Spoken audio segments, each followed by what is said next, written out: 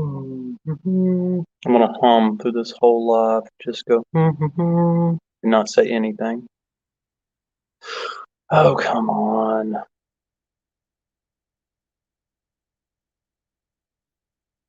Where is this live? Why can I not find it? Oh, computer, stupid. Stupid, stupid computer. Why is it so slow?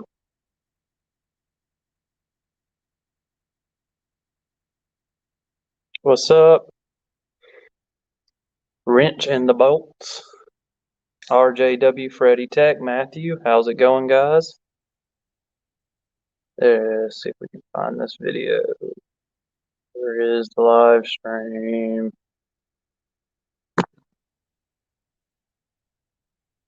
There it is.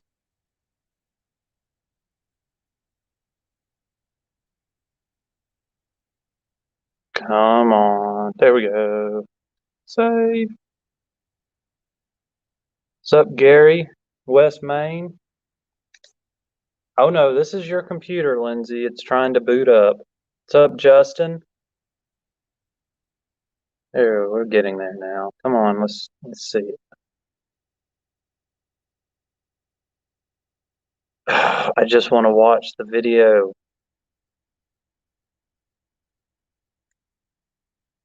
This is so stupid. What's up, Brent?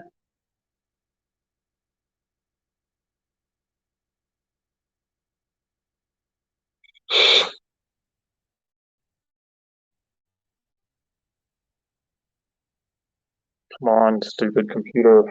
Let's see if we can get this angle a little better. Oh, that didn't work. Need something behind that. Just rotate this whole screen. There we go. Of course, I forgot my. I forgot nothing. Come on, computer. There we go. There we go. I'm just gonna pause. Let me hold on. You're gonna have to look at something else for a second. Pause. Okay. So what's up tonight, everyone? Why is it still trying to play? I paused you. I know I paused you. Stop playing. There we go. So what's going on tonight, everybody? I'm literally just sitting here. Don't really have anything as usual, so I figure I'll let you guys figure it out. Just drink some Mountain Dew until it comes to me. Oh, I did mess this up pretty good. A little Cyclops. It didn't last long. Yeah, it's rattling.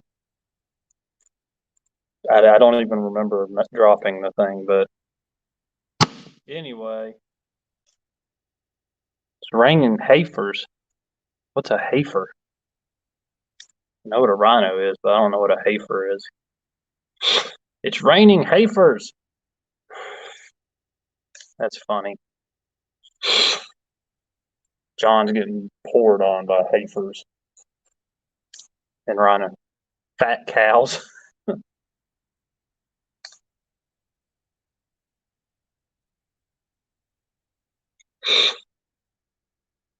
Lindsay said it's cows that's not have a baby.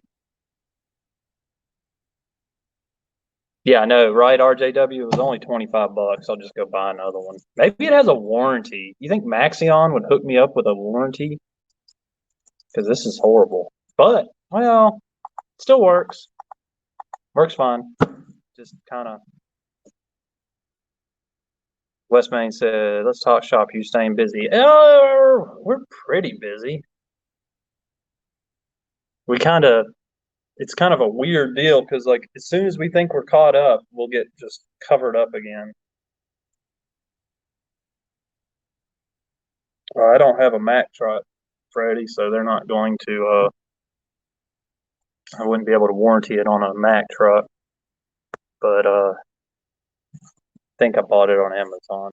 But the two screws on the back. Let me get the. This is some real live action here. Oh, come here, Chair. These two screws on this side just aren't doing anything anymore. Like this one's just spinning. So it's messed up pretty good. You know what's not messed up? Where are you at? I know you're here somewhere.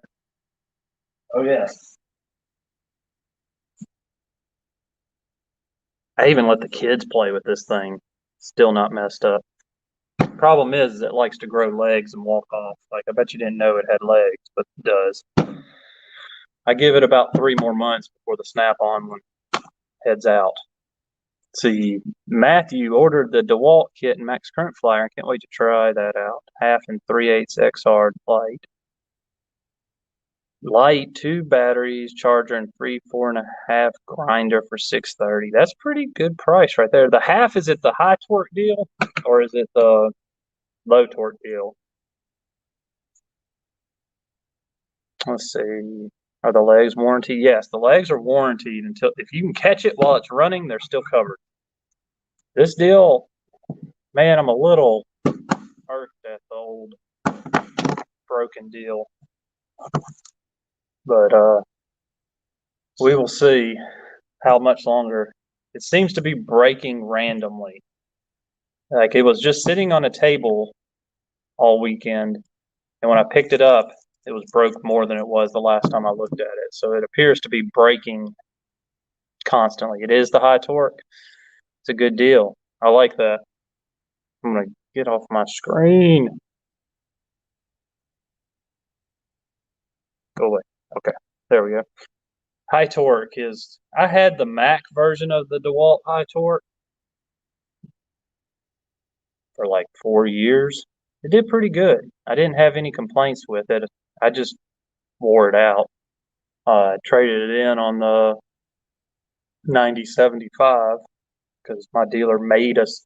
When they first came out with the 9075, the only way you could get it was to trade something in. So I was like, well, crap. I didn't really want to trade in the 8850. I think that's what it's called, 8850. But so I just traded the Mac one because it had the most mileage on it. It was pretty rough by the time I got rid of it. That was before the era of boots and things like that and covers and things. So anyway, it did good for its 4 or 5 years I had it. I'm letting the dog bath. What? Let the dog bath the baby. I don't know what that means. What are you doing? I'll put you in timeout for that ridiculousness. Yeah, no 861s. My area did not get picked. So my area is not the what you call it, beta test, whatever, early release deal. So my dealer's trying to find me one and like do a trade or some kind of deal with another dealer. I doubt that's going to work, but because I have a feeling every dealer that's going to get them or got them, they've already sold them out. Let's see, just learned the rigid octane half of the lifetime plan on one up in a few weeks. Claim it's got, yeah, they can claim whatever at this point. It doesn't really matter. They just make up stuff now, I think. Because the Snap-on claims to have 1,300 foot-pounds of breakaway torque, but it's more like 900 working. And I even think that's exaggerated. In the Milwaukee, I don't know what they claim anymore, but it's absurd. Can't even take off you get a semi lug nut that's got 500-600 foot-pounds, and it struggles with that.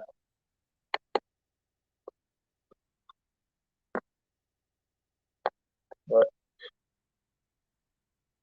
so it's hot, and so now it's like 80 degrees. What a difference a week. You know what? We're gonna move that so that the light is not right on my face.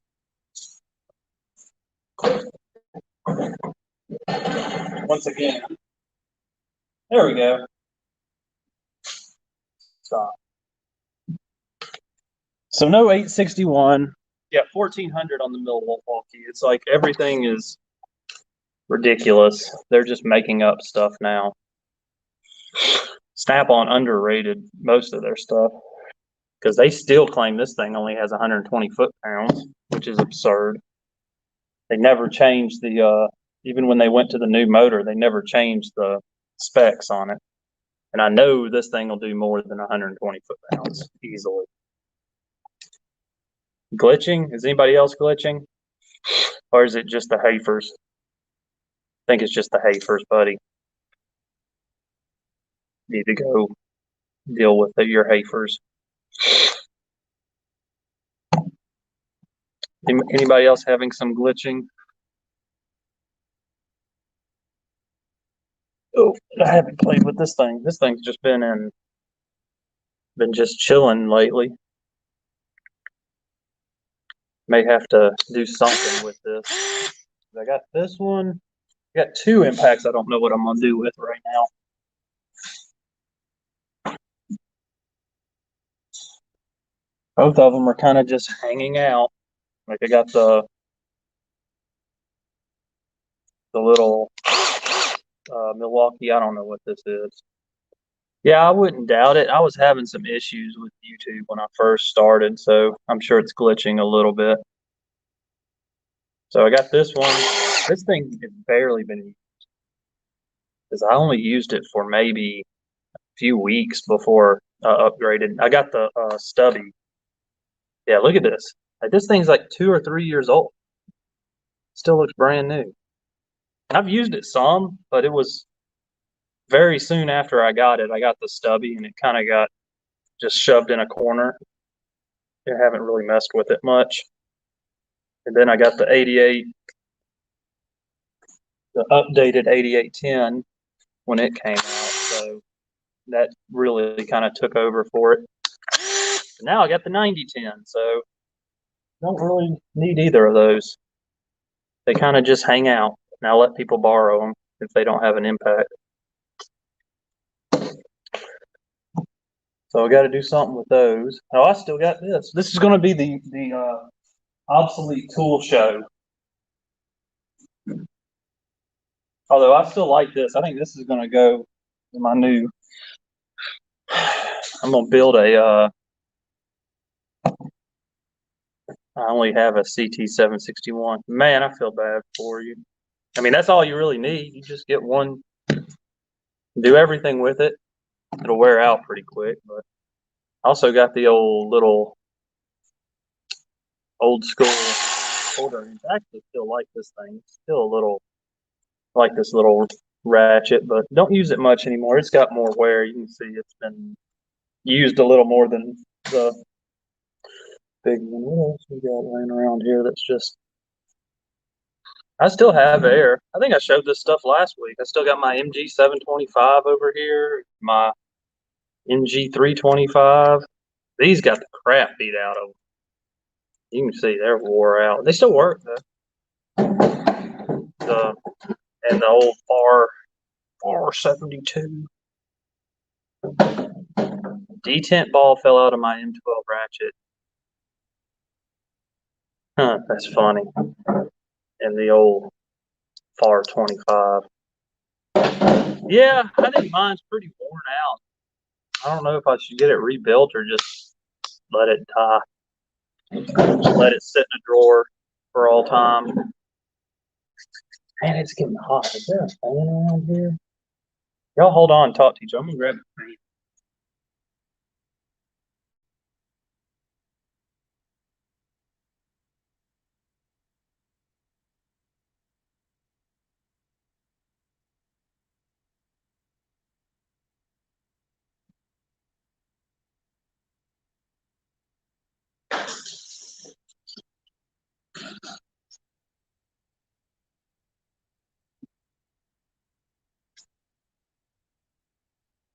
There we go.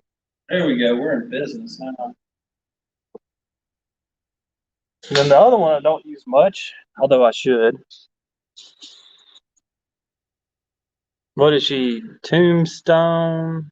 What's the other thing? Casket. Oh, you want to let it die? You You just want this thing to die, Lindsay? And just, I have little 3/8. Yeah, I like this little thing. This is the most. Every time I see this, I think about the video that CP made where he got the Mac impact driver. It was going to show that it was stronger than this, and then this was stronger. Yeah, yeah, Matthew. This was the last air tool that I gave up on that got put away. Yeah, this is the destroyer of all bits. I made a video almost 2 years ago about this thing. It just breaks all bits. I've even got a, let's see if you can see it. I don't think you can be able to see it, but see if you can see. Oh, come on, focus, focus. It's got a great pneumatic impact adapter in it, and it will still snap these things easily. Great tool.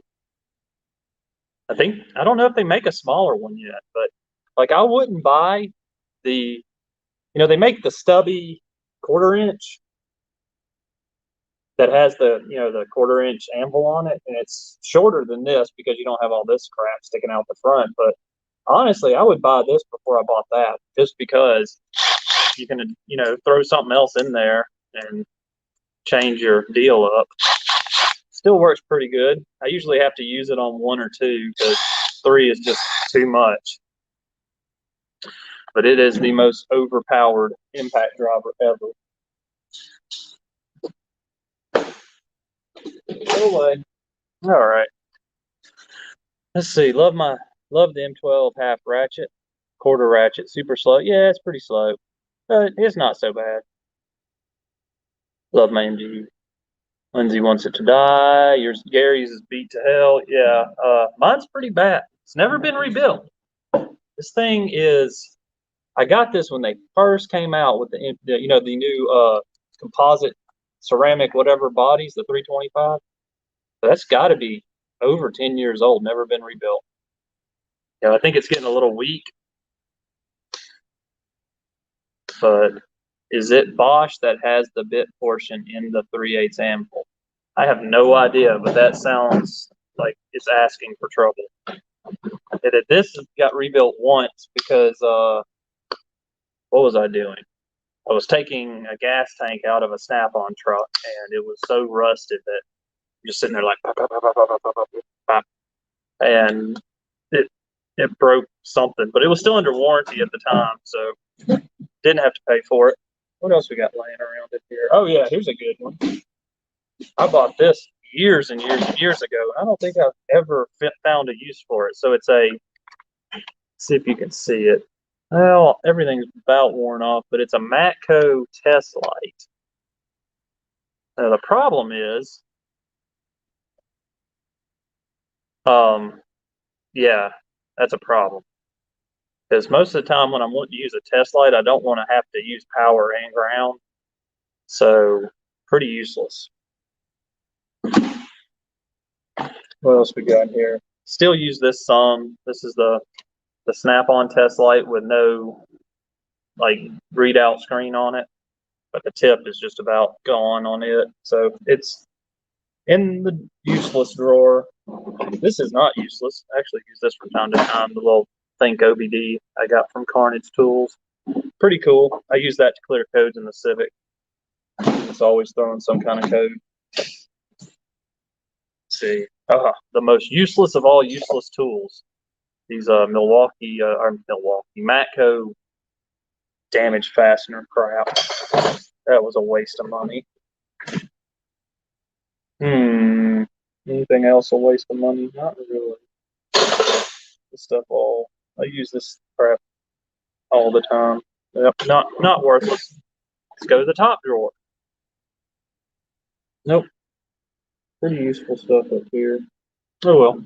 I'm sure I've got more stuff laying around, but oh wait, is that my no.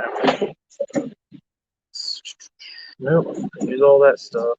Yep, use all that stuff. And use all that stuff. Oh well. That was it for the useless stuff. What's up, Leaf? Yeah, Fred, they're the exact same ones as the Astro, but you had to have what? What are you talking about, Lindsay? Had to have what? I don't know what I had to have. And if I had to have it at the time, it got quickly superseded by something I had to have more. So I do. What else I got laying around over here? Wrenches. Yeah, they are the Astros. I got these for free. I think I told that story. Oh, the MG31. Yeah, I never had the MG31. I had before that I had I think it was an Ingersoll 3/8. It was so long ago I barely remember. Everything in the useless drawer. Most of the stuff in the useless drawer is from 10 years ago.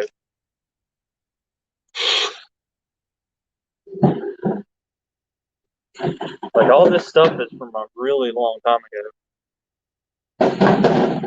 Really, really, really long time ago. I just don't want to throw it away because somebody may need it. Who knows? What's up, occupant? We're just hanging out talking about useless tools, making my wife mad. I don't think I really got anything other useless stuff. I'm look in the old orange box, see what's in here.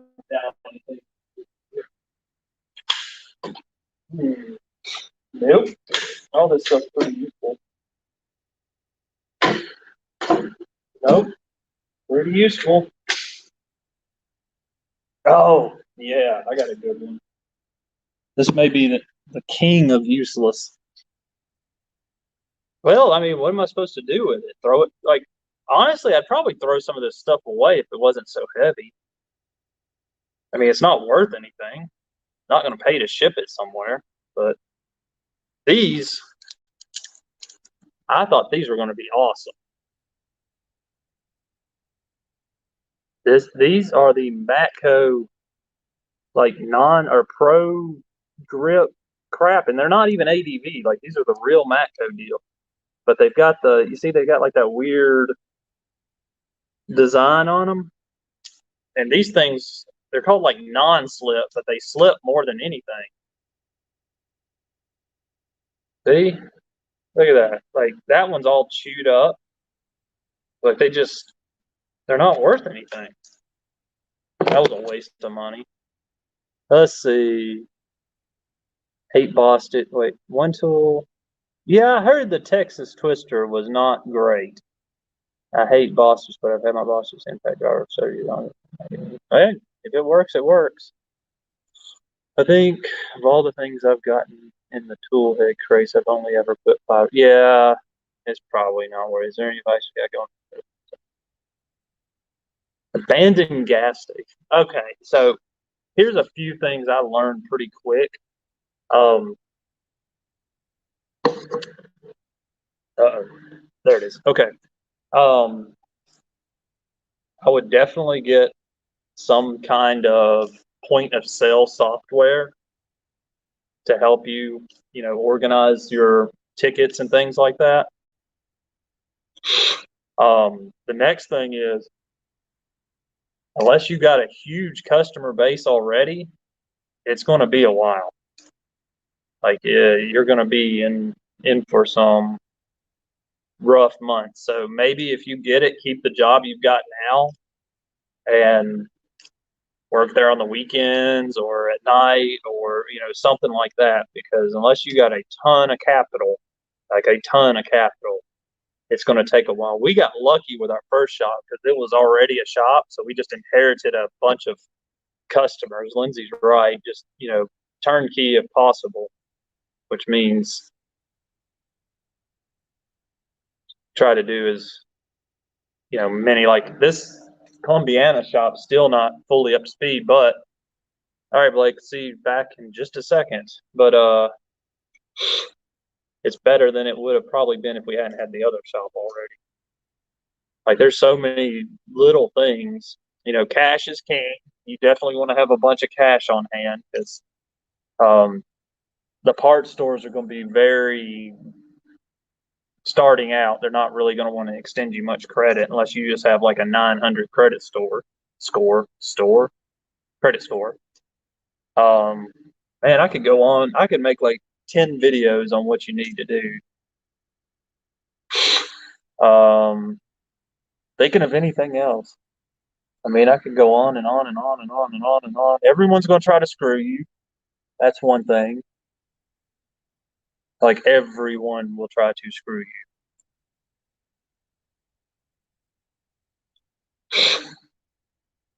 Yeah, it would be just the most ridiculous video ever that nobody would watch. But like there's so many like the lift people, like getting these lifts put in, like they tried to screw us.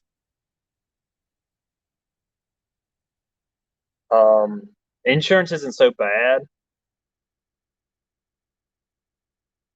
but like every customer, well, I say customer, but yeah, you need diagnostic equipment. Like we put a ton of money into diagnostic equipment, but I think Freddie's got a lot of that stuff already.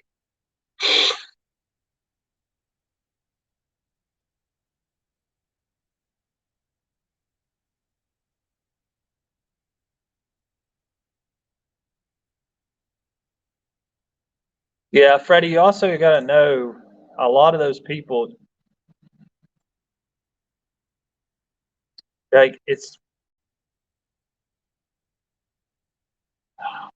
there's a lot to it. There's a lot more than you would think that's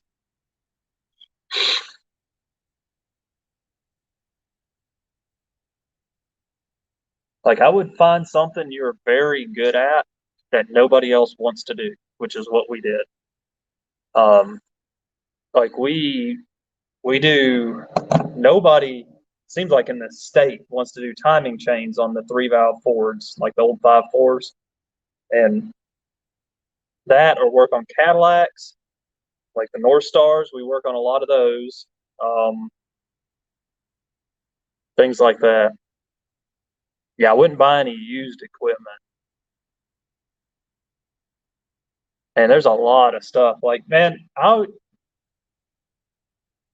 you want to get my email, and I'll try to think of some stuff and email it to you because another one is you got to be careful for the people that just pull up and want you to just to hey, just can you tell me what's going on with my car, sort of deal. Yeah, most parts stores offer good warranties that'll pay for labor or at least a portion of it. Why did my head start itching? I think this hat's making me itch. But yeah, there's a lot of stuff that is just a headache with it. Take deposits. It's you know that's one. Yeah, always charge a diag fee unless it's just something stupid that's just quick and easy. But charge for everything. Don't give anybody anything free. That sounds like you're being an ass, but like you give one person something free, they're going to go tell all their friends, and all their friends are going to want something free. It doesn't work the way you think. Like you think if you help this person out, they're going to tell their friends and you're going to get more business. No, you're going to get a whole bunch more people. But well, you gave so and so something free. Why are you going to give me something free? That kind of crap. So yeah, charge for everything. Like it doesn't matter what it is. Yeah, be careful. Find a good supplier because a lot of these companies that do supplies,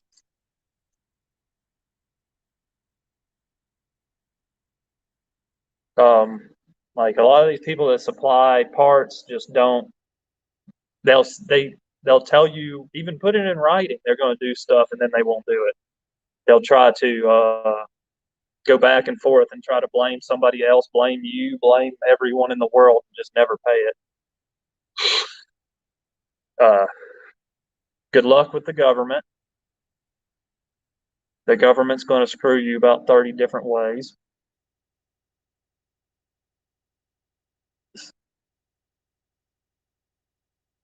Yeah, we don't take customer supplied parts. I wouldn't do it. I would stay away from that, Walter. Like tell them to kick the pound pavement if they got their own parts, because that's a headache just waiting to happen. The EPA's never given us any problem. That's not who I'm talking about. I've never even seen the EPA. Yeah, I would start at depending on. Oh yeah, Lindsay's right about that too. Every customer that comes in the door, make sure you've got a form for them to fill out with their information, and at the bottom, whatever your policy is, put it in writing and make them sign it. So one thing we have, yeah, I'm talking business license, sales tax license.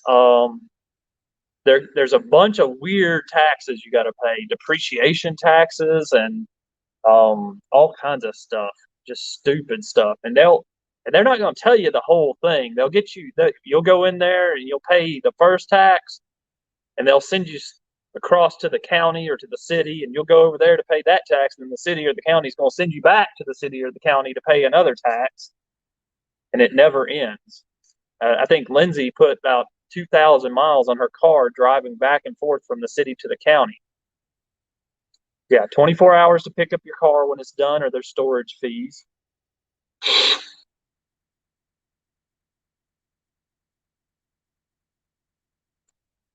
Yeah, the other issue is that depreciation tax is stupid. They call it a depreciation tax, but it's more like we want to charge you for everything you have. Yeah, get ready. The taxes are fun because, and then end of the year, the federal government's going to take 15% off the top. Credit card processing. I don't know if your state lets you.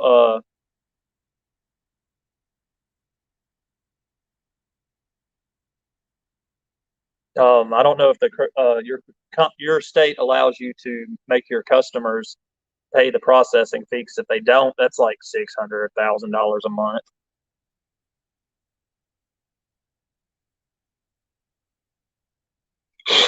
Yeah, we've never had the EPA come in our shop, so I'm sure they'll find something.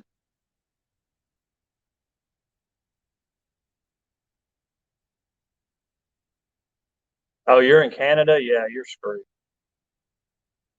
Good luck, buddy. I don't know. Does Canada? I don't know anything about Canada. I'm sure. What part of Canada are you? I'm guessing. Are you close to a major city? I imagine Canada's strict as crap.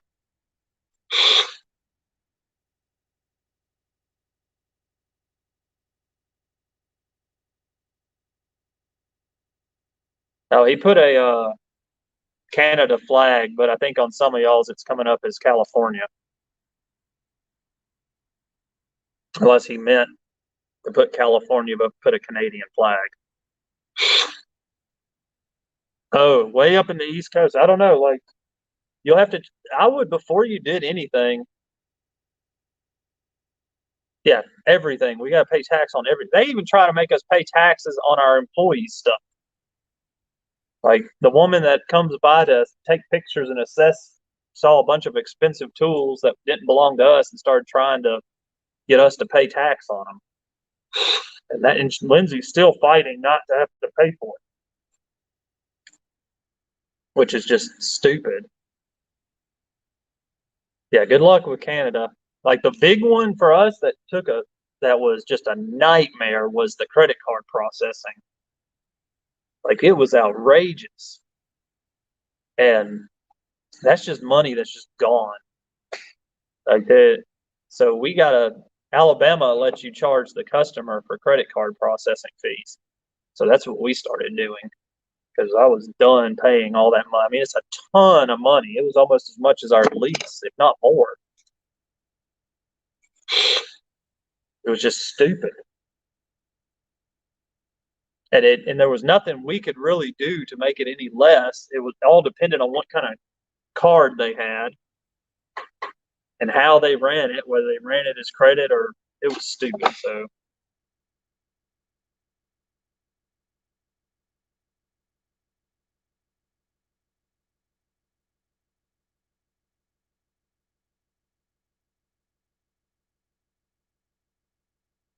Oh yeah, that's kind of what they did to us. They just sent us a thing saying we owed like 3 times as much as. Oh, we had a CPA. Somebody is shooting a cannon. Yep, that's a cannon. What the crap? We had a CPA, and the CPA screwed us royally. We actually had to go back and get everything redone. Now Lindsay's does all that. She's got that stuff, everything figured out now, because the CPA was an idiot. Like he became highly recommended, but all he wanted to do was like talk about uh how to like do our meetings and our minutes and stuff. And it's like I do not care about any of that.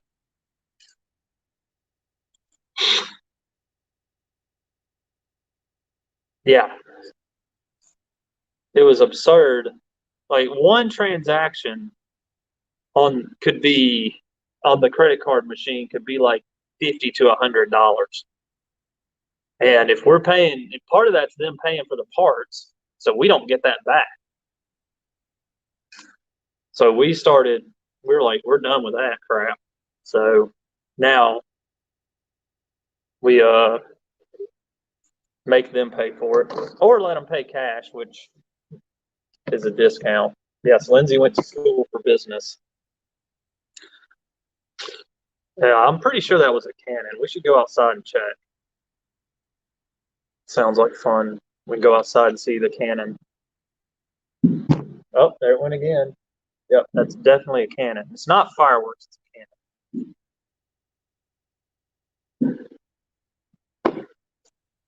A lot of banks have payment processing. Yeah, you can get that stuff, but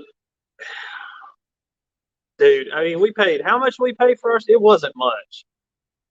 But if you can get it to where the customer pays the processing fees, then that's the way to go. Or just add them into your whatever your prices are. Like we also have yeah, we used to use the bank software. That's what was just killing us. Um, we also have shop fees that like shop supplies. Like our software automatically calculates that. I think it's like 3%, and that makes a big difference for buying like brake clean and all that nonsense. Also, I wouldn't stock a bunch of crap. I mean, I guess y'all have like parts stores in Canada, like O'Reilly's and AutoZone and stuff. I would just, if you're getting, they're going to try to convince you you need to get all the oil filters for every car ever made and get at least 3 or 4 of them. Yeah, that's a bunch of crap.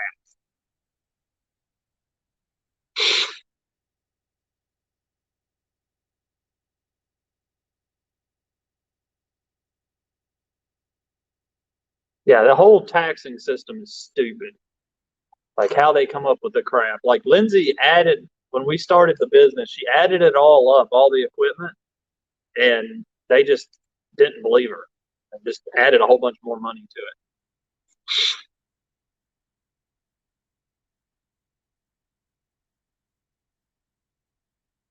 I don't have them.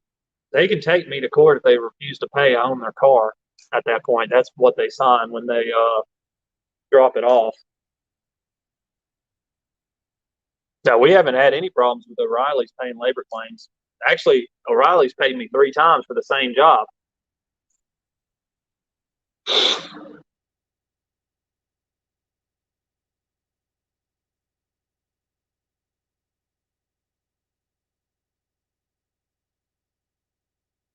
I don't know what CBDC is.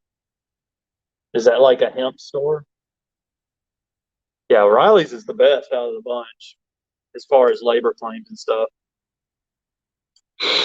Like we had a Ford Flex that we are doing timing chains on, and we just couldn't. Yeah, see, we don't have to. Alabama has like no regulations at all. Like anybody, if you can go get somebody off the street that's never worked on a car, they can open a shop. You're good to go.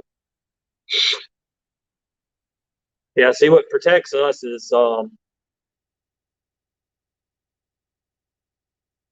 O'Reilly's parts are the same as everybody else's, Blake. They're all made in the exact same place.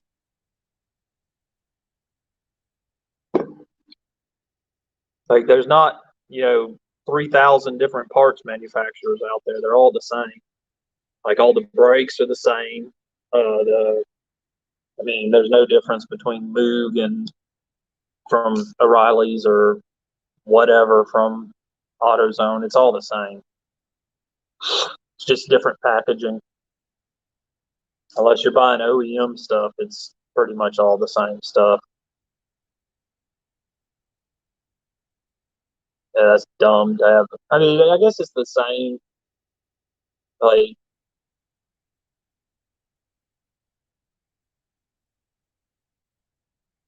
see, I don't know what any of that is, Freddie. We don't have inspections here.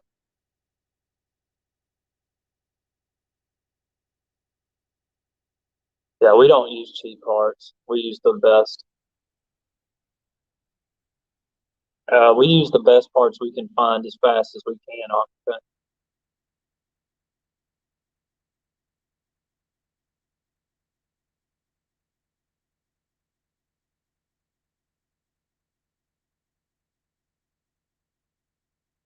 Yeah, I mean, I've never had an issue with O'Reilly's and claims. I've had issues with AutoZone because their claim system was stupid.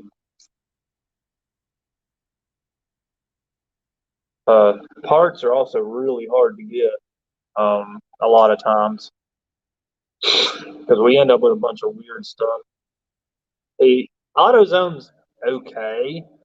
I wouldn't call them great, but their warranty system is really screwed up. Like sometimes you get paid, sometimes you don't.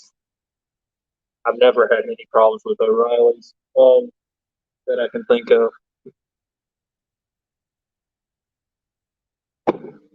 Advance and it's not Mavaris, yeah. Advance Auto, dude, God bless. We did a transmission that was just junk. Reman transmission we got from them, and they didn't want to pay the labor claim. Well, see, Westman, I got Lindsay to file all the claims, so she files everything. Yeah, CarQuest is the same as Advance. I don't know what auto value is. Napa is okay, but they don't sell very good suspension parts. Yeah, we got a good parts person. West Main has no one. He's out there on his own. He's got a little forge in the ground making his own steering racks. Yeah, Bill, do you remember Carport? I think it was called like Carport or something like that. Or yeah, like Carport parts back in the early 2000s. It's what Advance turned into. Napa's fine. It's just our Napa is not a real Napa. It's a like country store thing. It's not a real Napa. Real Napa is not bad at all. I think somebody just pulled up.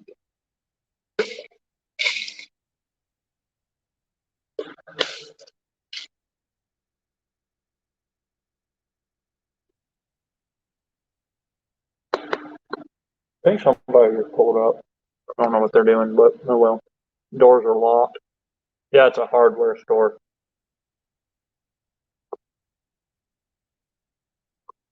Now, that's interesting. Now, do you? Hmm. You better look into that, Freddie, because there may be some sort of deal where you can't send the stuff you don't use back and end up getting charged for it after a certain amount of time.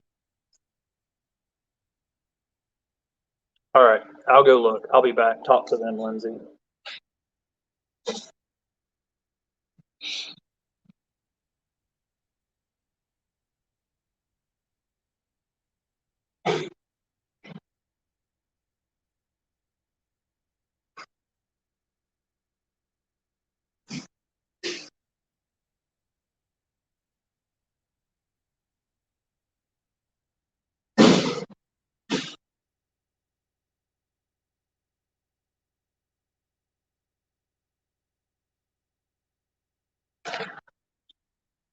Probably just the sheriff's department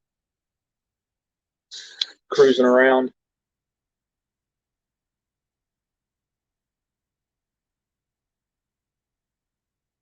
Yeah, we've done some rock auto, but don't know what it was. Yeah, it's the cops looking for that freaking cannon guy. I hope they find his ass. He's been over there shooting cannons. Yeah, World Pack's pretty good. I just don't like Advance. World Pack has some really nice stuff. Yeah, this place has lots of tools.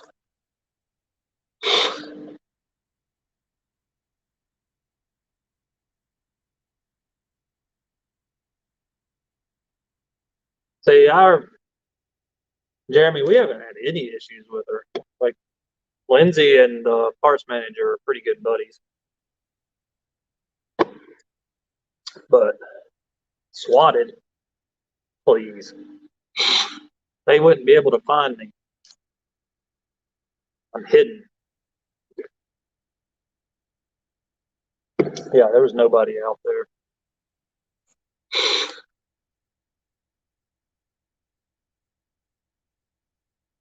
Let's see. The AC Delco. Yeah, Blake, it's a good idea to do that stuff, but some people don't want to wait on it. That's the issue. Um, yeah, it's that creeper dude. He's probably the guy out there shooting the cannon. It's that creeper guy shooting the cannon.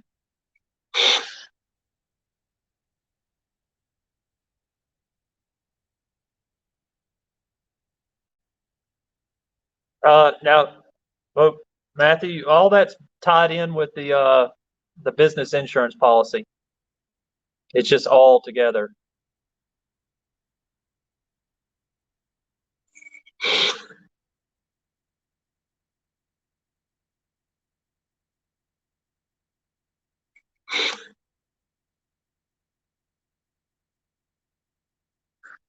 Yeah, it's a lot, honestly, and that's not even talking about employees. Yeah, John, I'll send you a link because I don't have a whole lot to say. So we'll have a talk about it. So I'm gonna pause for a second and send him a link. See if we can send John a link real quick.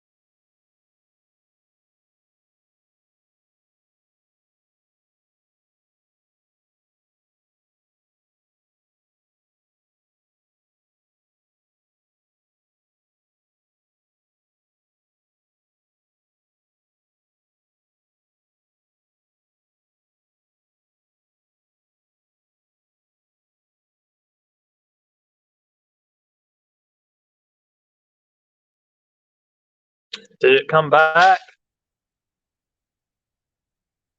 I think we're back. Yeah, just whenever you're ready, it's sent.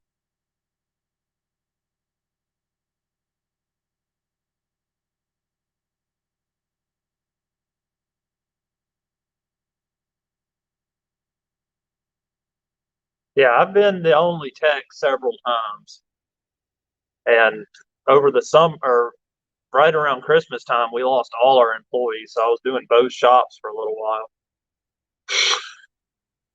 It got a little hectic there, but we worked through it, and we're starting to get new people in. So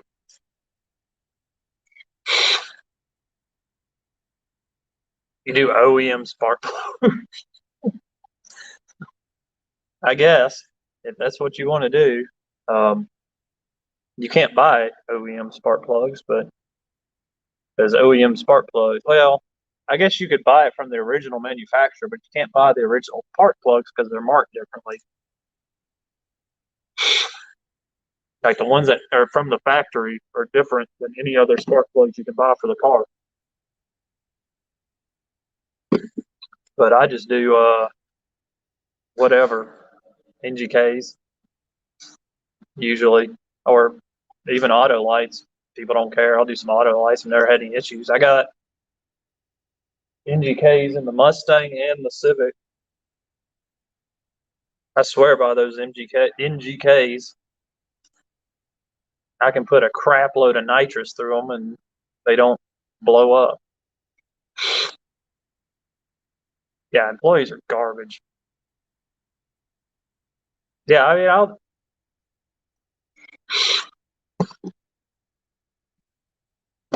I really don't like doing Motorcraft in Ford.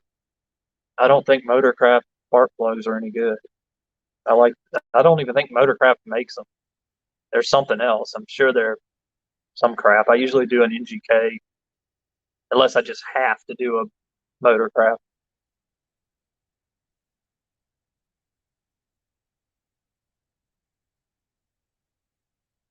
Owning a business is just like a printing press. That doesn't make any sense. I don't know anything about a printing press, but maybe I should open a printing press.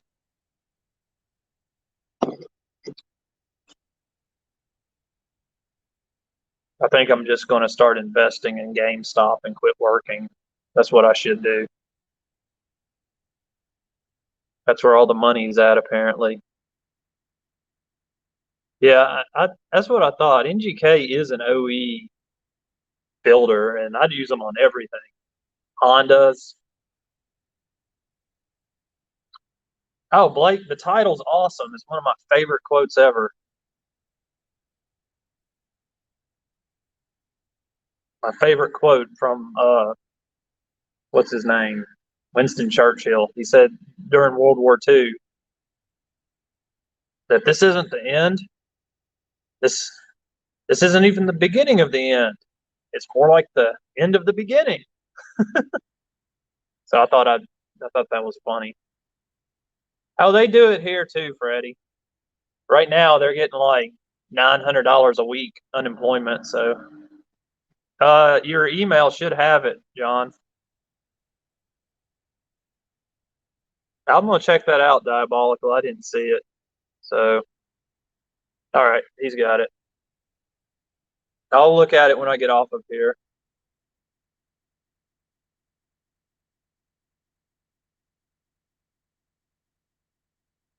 Yeah, I run NGK in my Ford. I also put, make triple the horsepower the engine came with. So, and my Honda, yes, I always run NGK. NGK plugs and wires. That's all I'll put on my Civic. Man, Lindsay needs to freaking fire me so I can get that $1,200 unemployment or whatnot. She fires me every day but tells me I can't leave. I just lose my paycheck for that week. Lindsay's got it figured out. She doesn't have to pay me since she's the owner. That's the other thing is I don't want to be the owner. I let Lindsay deal with all that crap. Customers come in, I'm looking for the owner. Well, she ain't here, dude. You'll have to come back some other day. Yeah, nobody's going back to work until they run out of money. I get fired at least once a day, sent home, and then like before I make it to the car, she makes me go back to work. So y'all like this, the like flying screwdriver trick? I know a ton of business owners. Yeah, nobody wants to work. And then I see tons of people on the internet talking about nobody wants to hire me. Bang. Uh, add to stream. Bingo. You're here. Welcome. What it is, what it do, what it be. I don't know, but I heard another car pull up, so talk to them for a minute. Okay. I swear he's about to get swatted. Something's going to happen. He's got people creeping.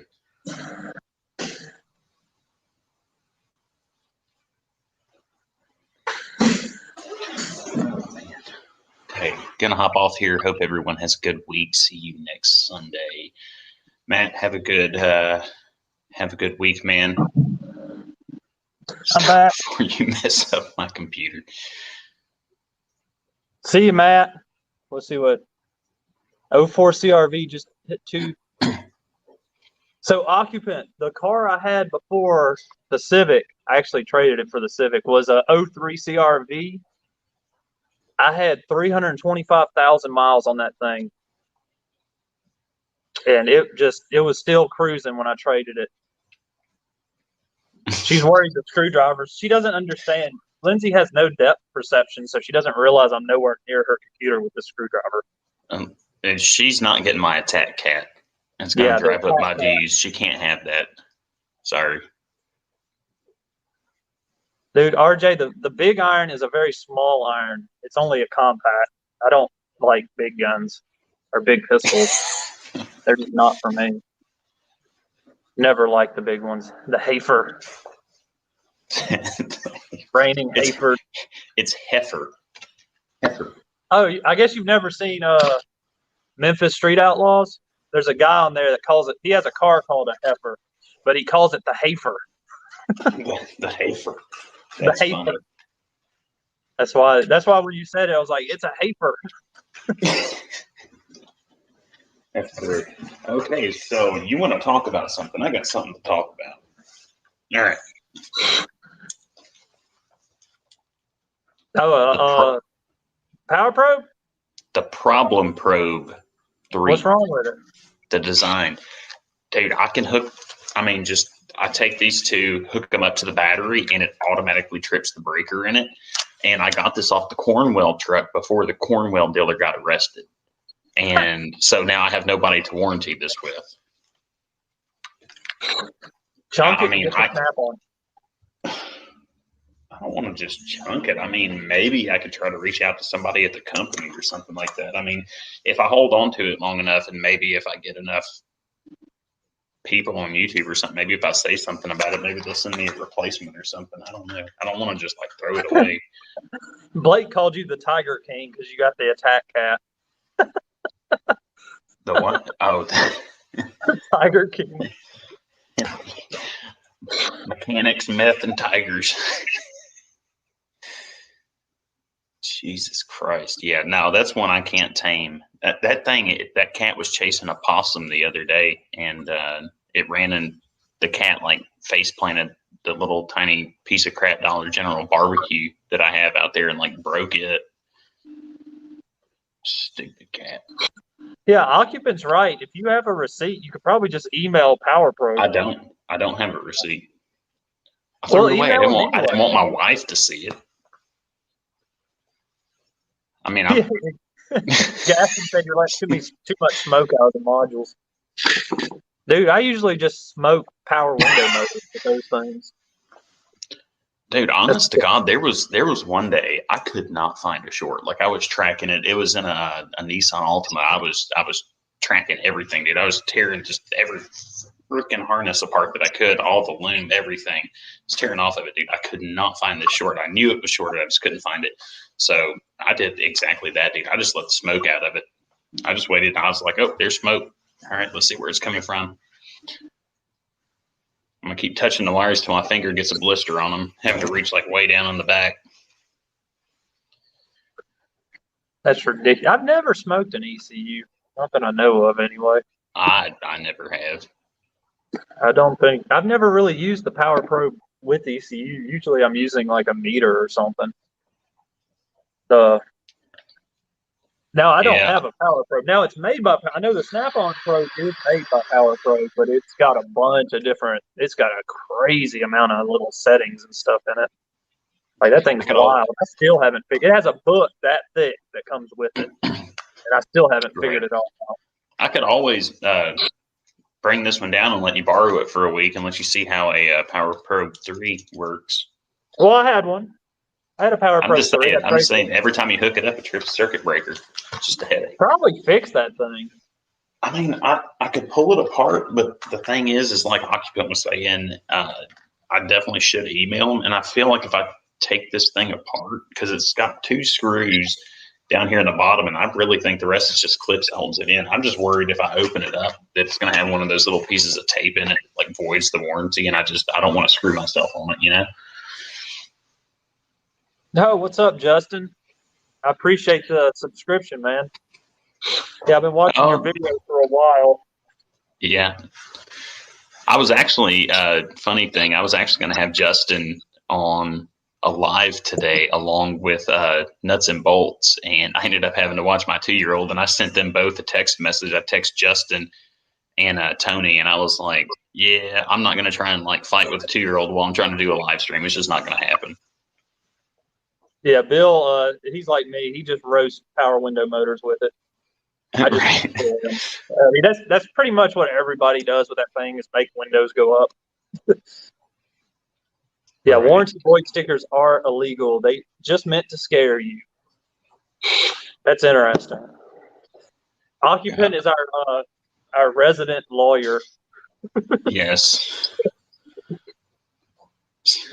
Me and him need to have a what is that called? Sec parte, where I think that it's like a one of those fancy Latin lawyer terms. It's like we need to have a sit down and talk. Yeah, I know, right? Or whatever it is. Oh God, no. Man, I feel like half the chat is from Canada tonight.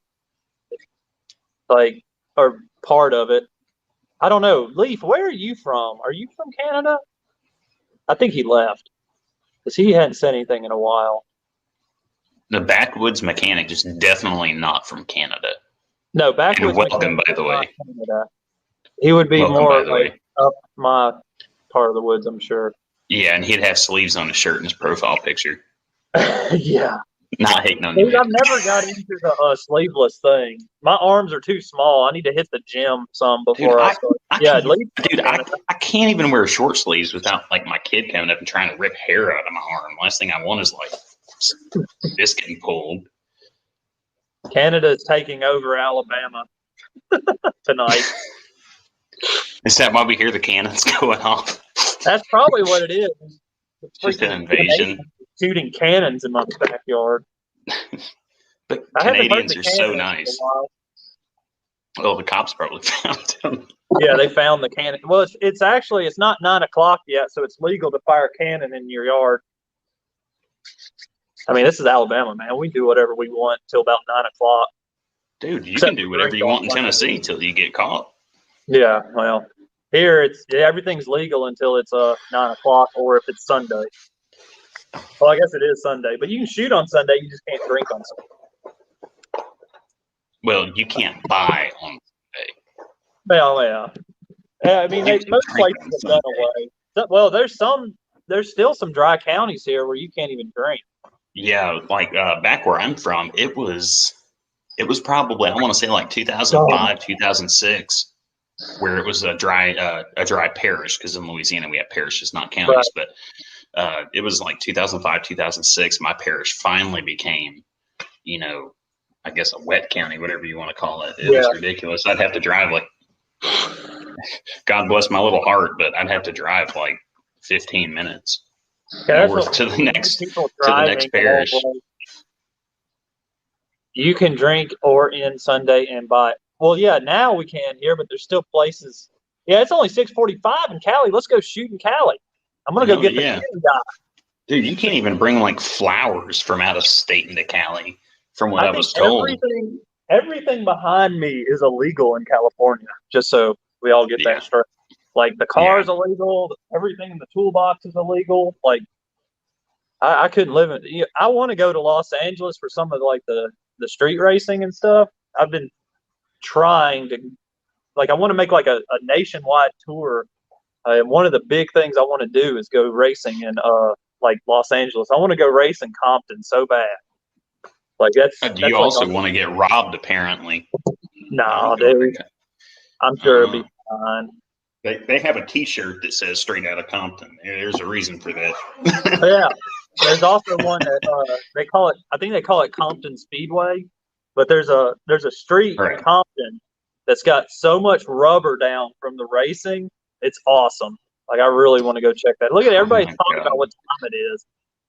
Apparently, it's like 8:47. That's what time it is here. It's 10 p.m. wherever Bill's like in New York or something. Well, according to Justin Dow, I'm in Southeast time zone because between him and Tony, they could not figure out what the hell time zone I was in. I was sitting there trying to tell them. They just kept talking and ignoring everything I was saying. And they're just like, fuck it, he's Southeast. What? Oh, it's 45 degrees? Where's it? In California? Shit on that. Man, it's like 80 here. I got the fan on. Yeah, Compton's mostly industrial parks. That's why they street occupants right. Like I watch a lot of YouTube videos about street racing in Compton. Like that's a big like bucket list thing for me. Like a free sample. Beards are almost legal. Used to get fined for having a loud. Yeah. So the Civic behind me doesn't have a cat. It's got the wrong engine in it. It's loud. It's never been like it couldn't pass emissions. It's got it's got a standalone ECU. That ain't gonna fly. Nope. Let's see. I love how they have like all these super strict emission laws in California. Like if you like go on a hill, because I've been to Los Angeles, if you go on a hill, you can't even see like past 3 miles because of all the freaking haze and everything. I'm like, get out of here. Bill says tools package that cause cancer in California, but not in Massachusetts. That's correct. That's stupid. Stupid Proposition 65. I have a saying about that. It says, what was it? It says, warning, California is known to cause the state of cancer or some crap. I can't remember how I said that. Yeah, I guarantee you there's something over here that causes cancer. Probably these wipes. Like beards and stuff. Cancer in California. Beards cause cancer. Everything causes cancer. Stray cats cause cancer.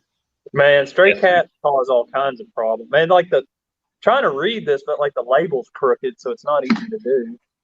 That could probably cause cancer because it's crooked. I'm sure it does. Governor Newsom would fine you if you have a penis. That one looks more like a penis. He added an extra. The penis. Emma, help Chelsea clean. Sorry. We're having to do some housekeeping. Keep me out of it. Yeah, one kid's cleaning and the other kid's not. So that's a problem. Saskatchewan. Yeah, I know there's parts of Canada that doesn't have emissions. Because I watch a couple of channels that in Canada that they don't have any emissions crap. But in Canada, is it all over Canada that you like if you're going so much over the speed limit, they impound your car for a week? I've heard that too somewhere. I don't know if it's Canada. I heard that. Jeez, it is Canada, but I don't know if it's all of it. Give me just a second. He learned to spell in the south of California. Yeah, he's got a southern accent. It's a Southern California accent. Oh, I get them. I just don't want to be screaming through at them. It depends on the problem. No, I don't plow snow. I've never had enough snow to plow. Budget racing? What are we budget racing? There's only a couple of places in Wisconsin that have it. That's good. Yeah, that's how it is in Alabama. Everything goes pretty much. 35, yeah, which is like nothing. 35 is like over is what people here just cruise at. Justin's been plowing snow bunnies. He's got that 12 foot of sunshine. What's up, CP? What's up, buddy? It's good to see you this evening. Thank you for the 10 spot. we're sitting here talking about, let's see, maybe you can give some advice before we got off on the penises and what time. Like everybody said a different time, and I'm not talking about time zone. Like some people are like, it's 7:43, and some people are like, it's 7:48, it's 9:67. Like nobody had the same time. But Freddie's talking about opening his own shop, and me and Lindsay and John were kind of going through all the nonsense you have to deal with, which is absurd. Yeah, that's how it is here, Blake. People do like 300. Yeah, it's 9:67 o'clock in Alabama. I don't know where it's 5 o'clock. It's been 5 o'clock for about 3.5, 5 hours.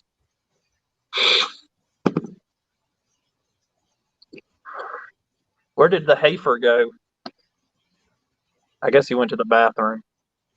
Oh, well. Yeah, 35 kilometers an hour. Kilometers over the speed limit, get impounded. Yeah, I was watching, I think it was Daily Driven Exotics got their Ferrari impounded for a week. Yeah, well, I mean, people are kind of the same everywhere. He's got some, like, he has to have that, like, what is it called? Like the red badge of honor to work on cars. Sorry about that. But, like, just dealing with people and how stupid it is. And I don't know, I'm sure the Canadian government's the same as the American government. They want to get every tax they can find. Like, they got taxes on top of taxes. Man, it's hard to not speed around here. Everybody's doing like 90, especially in the morning. God bless. Like every soccer mom in Alabama is doing like 300 miles an hour. Yeah, I don't have any. Red Seal, that's it. I was calling it the red badge. So I brought some stuff if you wanted to do tool talk. Sure. What you got? Oh, you got the square handles.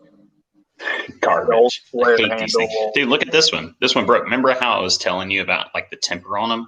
It looks like almost glass inside of it. I can't even get the show on here. I feel like it's like I said, I think it's like those hyper-protective pistons. Right. That's the only thing I know to relate it to. Is it like if when they break, they almost look like slime on the inside. Yeah, it's like if my Cornwell guy wouldn't have got arrested, I would have like literally just brought the stuff back to the guy and just been over it. Like my Snap-on ones have had the absolute crap beat out of them, but they still they'll bend, but they don't break. Like, let's see if we can see it. They see it's bent, not broke. Right. And this one, it's supposed to be bent, so if it's bent a little more, it doesn't really matter. But I never used the other two. And this is old school. Like they changed the design on these. Like they don't look like that anymore. They have like a different hook to them. Yeah, I've seen them on the truck. Dying to know about this Cornwell guy. Okay. Look, I'm not going to put the guy on blast or anything. I don't know. I wasn't there when it happened. So probably shouldn't even be talking about it, honestly. So the dude, I thought he was a good guy at first, getting to know him. The guy's, I'm not going to say his name. I'm not going to do that. But so anyway, there was a little bit of tax evasion going on with him. And I guess that started an investigation into him. And he See you later, Justin. Appreciate you stopping by. Later, Justin, man.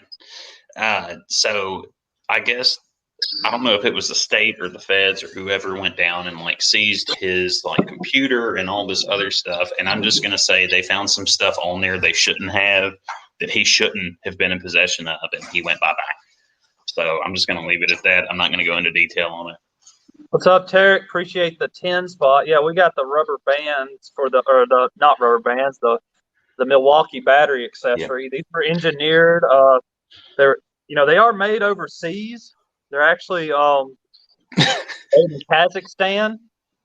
The Kazakhs have been known for their excellent rubber craftsmanship. Yeah, you have to be careful though. They have the Pakistani knockoffs.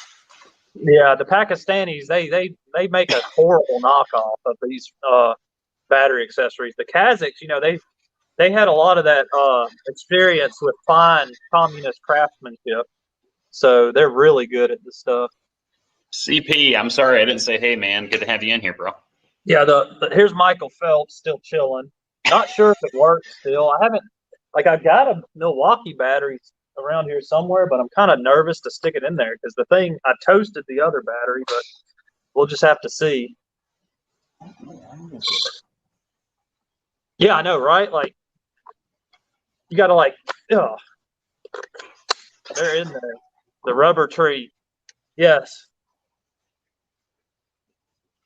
Yeah, I've got another idea for a video coming up, so y'all can find So, do you know what this is, John? Yeah, that's the MG something or another. I don't remember the air tool numbers. Yeah. This is a brushless air impact. Oh, I bet y'all did not know. Snap-on has been making brushless impacts way longer than anyone else. This is a brushless air impact. It's like a 10th generation brushless air impact. So I'm gonna have to make a video on that soon. So y'all get ready for that one. Oh God, yeah. By the way, I would actually appreciate it if all of you guys down in the comments would leave me your opinion on a good air impact that is not Snap-on. Because me and my Snap-on guy are not getting along right now. So after I'm sure somebody will say the part number, but the Ingersoll brand 2235, something like that. Yeah, like that thing is light as crap. Yeah, this is not an airless air tool. This is a brushless. Yeah, Ingersoll Aircat 1150 Astro. Yeah, this is a brushless air tool. There's a big difference. So we're going to work on that this week. I had an Ingersoll Rand, but I've had issues. I've had to replace the internals twice. Yeah, I have heard about issues with that, but at least you can. Yeah, at least you can. But I got fed up with it. My last one I had, when it finally gave way, one of the hammers sheared the striking point inside of it completely off, and I got so pissed. I threw it in the trash like it was gone. Yeah. Bye bye. I was like, I'll just get something else, because at the end of the day, when it comes down to it, if it continues to happen, I'm going to end up spending more than double what the impact cost me. So yeah, Matco doesn't. IR doesn't make Matcos anymore. It's a different company. I'm actually I've looked at the Matco one, and I mean, I'd be willing to pay good money for one, but I don't know. 600 or 1,600 foot-pounds on a half-inch impact. Harbor Freight. Right. I mean, Harbor Freight's not claiming too far off that. So I don't use a whole lot of air tools. I did back in the day, I guess, but years ago. But I haven't used air tools in a while. So when it comes to air tools, technology advances like every week, it seems like. So, what's good out there? I'm trying to figure that out, because I'm getting an air compressor put in the work van, because I went last week and looked at a shop, and I may be getting the shop. I should find out by Wednesday. Oh, that's cool. Yeah, it's right up by the sheriff's office, like pretty much next door to the jail. But it's right kind of on the main drag through town and everything. And dude's only asking, I think he's like asking $1,500 a month. And you break it down, that's what, like $300, $350 a week or something. Like, I'll take it. Yeah, I've heard that the new Matco impacts have a good bit of torque. The 725's a generation old now. Lindsay, we are looking at moving to Alabama. It's just not going to be a right away thing. So I'm just done. I'm sick of the mobile stuff right now. Yeah, I don't blame you. I don't know how I don't know, but yeah, I haven't used an air impact in forever, and I've even been like kind of. Either. Honestly, the only thing I've really used right now, the 9075's out for repair, but because apparently my first gen Snap-on apparently has made an update to the CT, the big 1/2 inch, and the newer version is faster, so it has a lot more speed than the one I had. So it's off getting up. But I've just been using the Milwaukee mid-torque lately, like 600 foot-pounds. All I need. I mean, really, in automotive and even light duty diesel, you really truly don't need more than that. But you know, I got to rock the battery accessory, so the battery doesn't flop off the stupid thing, because it is like feels like it's going to die at any moment. You know, I actually saw somebody had taken duct tape and like put down in the grooves or something like that of their battery, so when they squeeze it in, it's more snug. That way you don't have to worry about your battery accessories. Now the only thing rattling is the brushless. Jesus Christ. Oh my goodness. I've had a 2235 since came out. Don't use it a ton, but it works for me, Jeremy said. I guess Bill missed it. So my area didn't get picked for the 861 beta testing or whatnot. So somebody's getting it. Someone's either got it or getting it or something. It just the M18 M12. The M18's fine. Like the big one, it's fine. You know, I mess with people. Like I'll make a video talking about one or the other, and people haven't quite seemed to figure out yet that I'll be like, this is awesome. It's both of them. Like they're both awesome.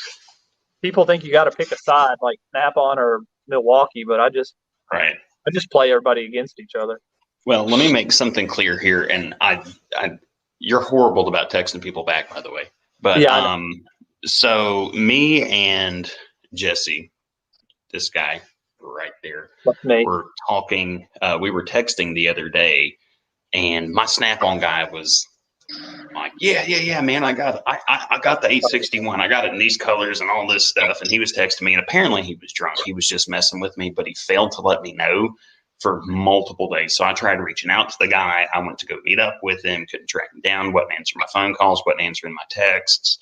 And then he tells me, oh, I don't have it. I was just messing with you. And then, I mean, it just kind of rubbed me the wrong way. I would have appreciated it at least the next morning if he would have just texted me saying, hey, I was just messing with you last night. But I'd actually taken money from my personal account and moved it into my business account. Blake, they are not completely different. They're pretty much the same. The Mac and the DeWalt are pretty much the same. I think there's a little bit of difference in the bodies, but the guts are about the same. Yeah, if it works for you, who gives a shit what brand or color it is? Right. I care about the color. Right. I mean, look at this hotness. I mean, it's so hot, I don't even want to use it. Like, it's still got the sticker on it. Like, gunmetal is super hot. Yeah, but see, for someone like me who hasn't, or you even, who hasn't used air tools in a long time, if you're in the market to buy one, how do you know something is going to work for you? That's where I like other people's opinions. Oh, no. I mean, like I said, if I were to buy another 1/2 inch impact, I would probably get the Ingersoll or plastic's different, gut's same. Well, I've like the Nitro Cat or whatever he was talking about. I've heard good things about that one, AirCat. Yeah. Like this guy is like a end of the world. Like all the batteries die, I still got this guy. So it hammers like crazy.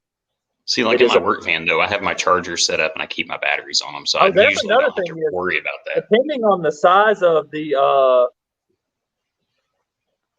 compressor, I know the MG725 won't work. And that's probably what Blake was talking about. Like if you have another impact that outdoes this one, it's not the impact, it's the compressor. Because this thing requires a absolute ridiculous amount of air to run. And that's why Snap-on made the PTA50s, because a lot of shops don't have enough air pressure to run this thing. Like it almost needs a big, like I want to get one of like the high flow hoses and stuff and just see what it can actually do. Right, like a 1/2 inch hose or something. Yeah, because it's stupid how much air it takes. Dano's Toolbox, what's up, man? Okay, what compressor are you running? Here I've got a cheap 60-gallon Husky compressor. At the other shop, which I'm gonna have to show when you come by, because I've got the most unique air compressor. It's got I don't know what it is. It's older than me, but it's like a big old like chunka, like crazy deal. Man, more freaking Canadians coming in the chat. Like I'm telling you, man, they're flooding us. I've got at least 50% Canadians at this point. See, yeah, I mean, honestly, I would look at the air requirements, because I'm sure you're not going to put a huge compressor in your thing. Yeah, I mean, I could probably max, because you got to think I still have to fit engines and transmissions in the back of the van, and that's where I'd want to put the compressor as well. So I'm looking at like max, like a 10-gallon, and it's got to be the hot dog tank. And I want a belt driven one because I need a good CFM. I would try to find. You're gonna have to see which impact uses the least air. That's what I would do, because it's just insane how much air it takes. Yeah. Like this thing, I know I don't have enough air at either shop to run this at 100%. Like even with my 150-gallon monster I've got in Montevallo that takes like an hour to fill up, it still doesn't do what it needs. Right. Yeah, you almost need like an airline coming straight off like a 100-gallon tank and a high flow fitting to get this thing going. Yeah. Yeah, the Snap-on has to have a 1/2-inch line to get its full power. And if you do, which I've done, it's stupid. Like, it's just absurd. Yeah, Terry, here the Husky, it's fine for what like I said, we don't use much air. It's here to air up tires pretty much. I don't think I've done it. Oh yeah, and little blowguns. That's really all I do with it. Yeah, I mean, I don't have any problem with the Husky. It works fine. You know, I've got a shut off on it so that if at the end of the day I just shut the air off so that it doesn't leak out and doesn't have to run all day. So it runs maybe for like 2 minutes in the morning, if that. That was the big thing. I need to do that in Montevallo because my air leaks out every night in Montevallo. My air leaks anyway because all my hoses are 20 years old and crap like that. And honestly, I don't even know if this thing still works. It's been probably 2 years since I've even used it. I'm sure it's fine. Right. And I think the only reason I'm going to be even getting any type of air, anything for the van is because there's certain instances where, say I'm using, I've only got 4 Milwaukee batteries right now. And I mean, if you get a big enough job, you're going to run those down. So I need a backup, while something is charging, or if I'm there and I'm working on, a drivability issue with the customer, which I always test drive all the vehicles before I return it back to the customer, and they got a flat tire or something like that. Well, I need to be able to air that up. So, I mean, I've gone several years without it, but I think it's time to get it. CP saying SP Air or Ingersoll. What is SP Air? I've never heard of them. Oh, SP Air, they do a few things. Tarek saying what kind of lines? Tarek, I've got metal lines. I've got rubber hoses attached to plastic, attached pretty much all of them. It's so patched together. Oh yeah, God bless that stupid tire machine. I'm going to throw it out the window. I'm tired of every time, like I do maybe 4 sets of tires a year. And every time I go to do tires, it blows one of those little stupid plastic airlines. And I have to fix it. And I'm like cutting and doing all kinds of stuff. Yeah. Anyway. Yeah. But here, right now, all I've got is rubber. Just because I don't need anything else. I don't run big air. So. Yeah. CP says they make Japanese air tools and most of Mac air tools. Well, there you go. Because I've heard good things about Mac. Their air tools. I like the little impact that has the light on it. I think that's kind of cool. Right. Yeah, Blake Hunter's not bad, but I mean, I do 4 sets of tires a year. Why would I buy anything different? What do you do? I bet we don't do more than 4 sets of tires. Bet her a baby cow. Yeah, like I just don't see it. And then what I mean by a set is 4 tires, not 1 or 2 here and there. We do now. If you count like my cars, maybe, but one good use for air impact is shutting up telemarketers put up against the phone. Oh, I just mess with the telemarketer. Like I'll sit there and just like lead them on for 5 or 10 minutes, especially the one about the warranty, the car warranties. That gets them because they're not going to warranty any of my cars for sure. Because I always try to sell them a warranty back. Like, you called the wrong number. I'm supposed to sell you a warranty. What's going on, man? And I'll try and get them like a sales pitch. Tires. Maybe 10 or 15 tires, but not 10 or 15 sets of tires. Yeah, 10 tires is like 2.5 sets. Warranty. I'd love to get a warranty on one of those extended warranties on my car so I can pay myself to break my car. They won't cover it if you don't have complete maintenance records for it. I had to deal with a customer through CarShield on a CVT transmission, 2013 Nissan Sentra. Those dudes, literally, I even told the customer, like, they are trying to screw you out of having to pay for this. I mean, they'll do whatever. We have a lot of those, and they will do whatever it takes. Yes, they want complete maintenance records. Like, if he's missing one receipt for an oil change, they're like, oh, sorry. It's like, you got to be kidding me. Jesus Christ, Eric. Hunter Rep had an built LS motor in his bag Chevy van. Jesus.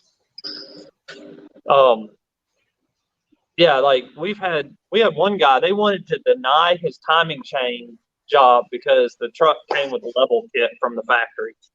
Like, what does that have to do with anything? Yeah, because they were asking me, like, for the CVT, they're like, does it have any body damage?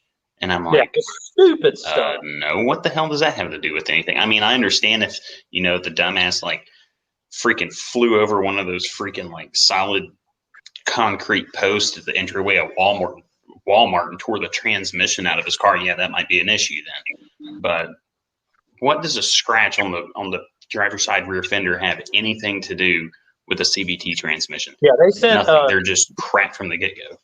Yeah, one of them on this woman had just like a week earlier bought a Tahoe from like a little buy here pay here place, and they sold. He bought with the tires on it. Like the vehicle came with the tires on it, and it had a level kit, and they didn't want to warranty it because it came like they wrote the warranty the way the truck sat, but then said they didn't want to warranty it because it had bigger tires on it, and it was a time thing. Yeah, it was stupid. Well, the other thing is what were they trying to do? Oh yeah, so CarShield wanted to provide their own transmission. They wanted to buy it, and I said, well, that's not the way my business works. I said, I provide the part or I don't warranty it. And they're like, well, we're the warranty company. I said, it doesn't matter. I said, I provide the part. Like, they wanted to argue all that. They want to provide the part, or they don't want to pay much at all for it, and then they want us to warranty it. And it's like, no. So usually what we do is just, whatever y'all are going to pay, and then the customer's paying the rest is how we usually do it. Like, I do markup on parts. I don't sell at list, but I will do a markup. Money. You would definitely, if you don't mark up your parts, you're losing money. Yeah, because if that does come back for a warranty, that markup covers that labor, at least half the labor. Well, not just that, like pretty much the markup's all you got left after you pay all your bills and everything. People don't understand that crap. Like, yeah, it costs a lot of money to do what we do. Yeah. But, there's a lot. We don't let the warranty company provide. Yeah, nothing but money. Yeah, they're not allowed because they'll try to send you the worst, crappiest junk and then try to make you warranty it. Yeah. Nope. So, like, they send out that adjuster and everything like that. I'd make him sign something saying, okay, if you do happen to provide the part, because, if I'm bored, don't have anything else to do, it's like, I'm tired of arguing with these people. That's fine, but that adjuster that comes out is going to sign a piece of paper saying that I am Yeah, not they providing a won't. warranty. But I'll we take had the an labor. adjuster. He came out. So this woman just bought, it was like a 2008 Tahoe off like 2 or 3 days after she got it, started knocking. And she had paid like $2,000 for an extended warranty, not to mention like $15,000 for this truck, or more than that. But so the adjuster comes out and goes, like, start it up. It's just clack, clack, clack, clack, clack, clack, clack, just horrible. And he goes, well, Right. all right, well, I need you to tear that engine apart so I can see which rod failed. And I was like, okay, are y'all paying for that? No, the customer is responsible for that. No. Like, and the customer didn't have whatever it was, over $1,000 to disassemble an engine and pull it out and all this other nonsense. Yeah, and I'm almost to the point now to where if somebody calls me and they say, well, it's covered under a warranty, I ask them, okay, is this, third party, which of course almost 99% of the time it is, or if it's not, they're taking it back to the dealer kind of thing, right? So I'm almost to the point now to where I'll tell them, take it to the dealer or take it to another shop. I don't want to deal with it. He got absolutely murdered on that car. She ended up still owing almost $20,000-$30,000 on it, and it was toast. And the dealer wouldn't do anything, nothing. Right. Nothing. Like, he just told her to kick rocks. It's like, good and well, and we even knew, like, we could show that the dealer had cleared the codes out of the car like 20 miles or 30 miles before she bought it. Right. And it was, the only warranty company is any good is USAA, which you should get on that if you haven't already. Well, I have USA for my insurance because I'm a military veteran. Yeah, I mean, they my car have insurance, everything. excellent vehicle warranty. Like, the insurance will cover repairs. It's awesome. Yeah. We have a few customers that have that, and it's like, you call them up, be like, yep, he needs I think it was a airbag compressor for a Mercedes GL 450. They're like, how much is it? Okay, yeah, here, go ahead. Like, whatever they need to do it. Like, that's an awesome company.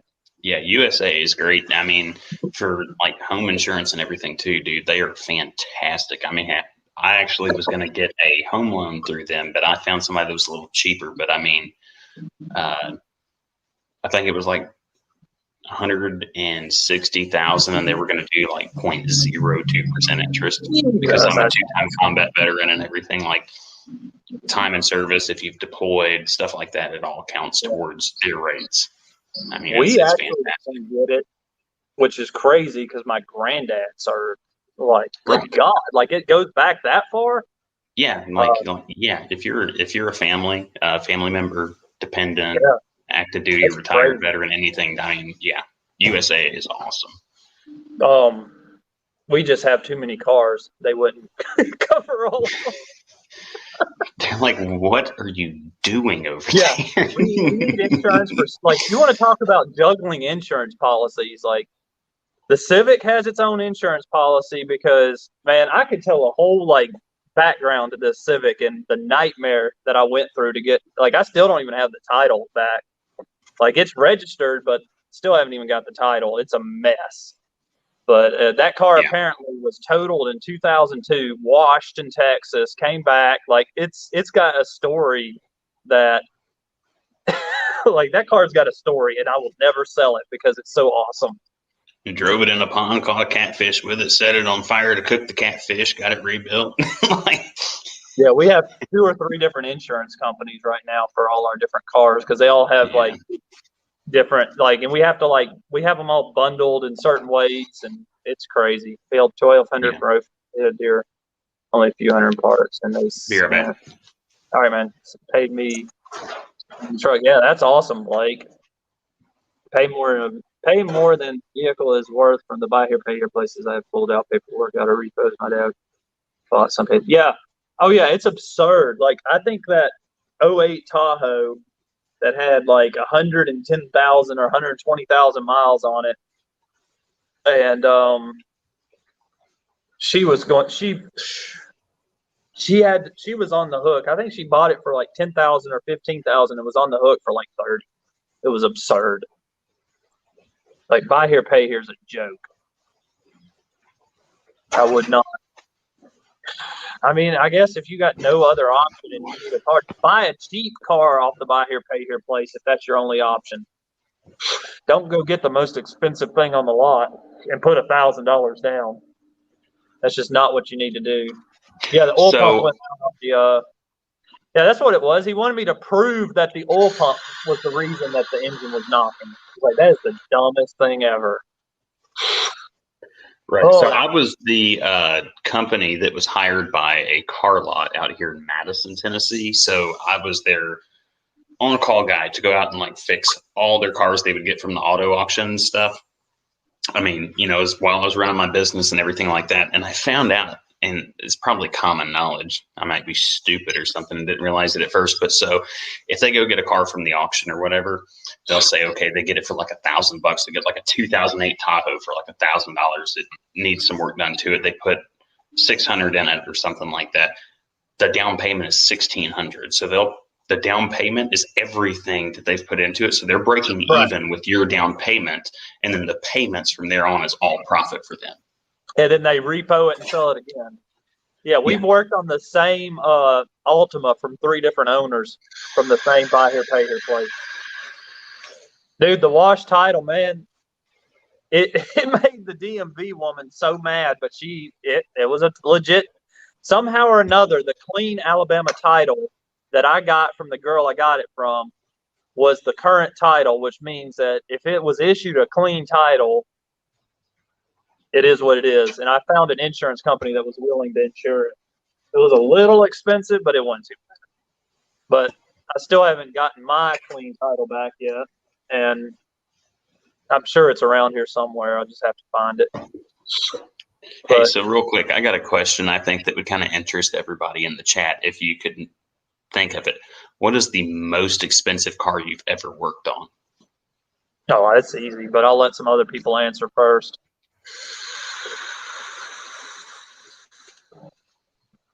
It was filed for lost titles.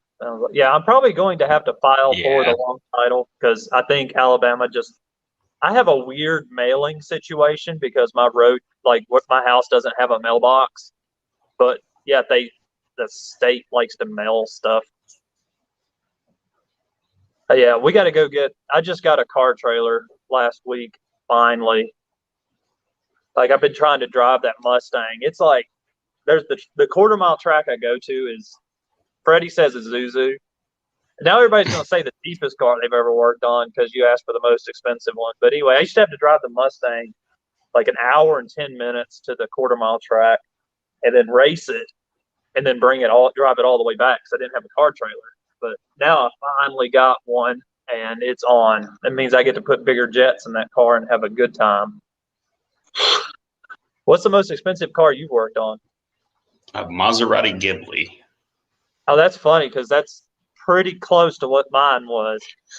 I had 2 that were pretty well, 3 that were probably pretty close. Real Cobras, Copo Camaro. What kind? Like not brand, Lamborghini. Yeah, Ferrari. Like what kind? Like I've worked on a Ferrari 458 Italia before, but I wouldn't say, I don't know value-wise if it was worth more than the Maserati, but oh yeah, definitely. Ghibli for sure. Think? A 458, like even now, is going for 100, and I mean some of them are over 200 still. I don't know. I'm not really into exotics that much. I've worked on like a classic brand, like just off the lot Maserati Gran Turismo. This was in 2015. The guy changed the wheels on it. I had no idea at the time what it was. If I'd known, I probably would have drove it a little harder when I was testing driving. But like it had the cool, 4.7 Ferrari engine in it and all that stuff. Right. And then another one, what's funny is the same dude also had a brand new F-250 Platinum. Like, and that thing had to be over $100,000. Yeah.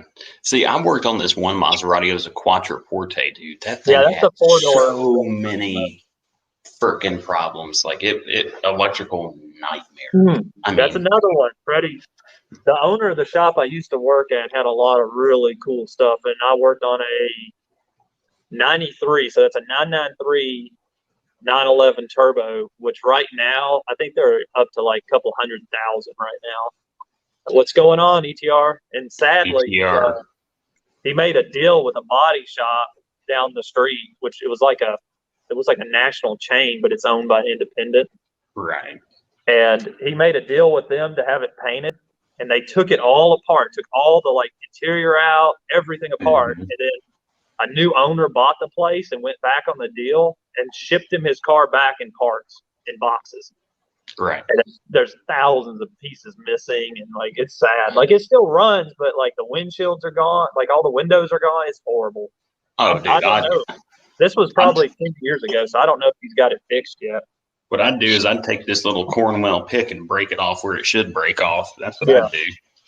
But apparently the guy that owned the place sold it to someone else in the middle of the deal, and the new owner was just like, no, I don't want to have anything to do with this, and just gave it all his parts back, minus a few expensive pieces. Oh my God. But what else have I worked on that's been up there? Yeah. Not real expensive, but one of my customers has it's like an 02 or 03 BMW M3 that's got like 3,500 miles on it. Oh my God. Like, that's one of my dream cars. I would love an M3. Yeah, like a lot of the Suburbans and stuff we work on are well over 100,000. They're like 115,000 now. It's absurd how much a Suburban goes for now. Yeah, all the trucks, like all the F-250s and 350s, are over 100,000. Oh yeah, it's ridiculous because it seems like the quality you get out of them now is like less, and the price I've worked on a lot. Let's see, a lot of high-end Mercedes, like S65 AMGs and C63s. We did a lot of those. And some then the classic ones like Camaro, like a 60, I think it was 68, 69 Camaro, 68. I can't remember what year, but Roadrunners, stuff like that. Yeah.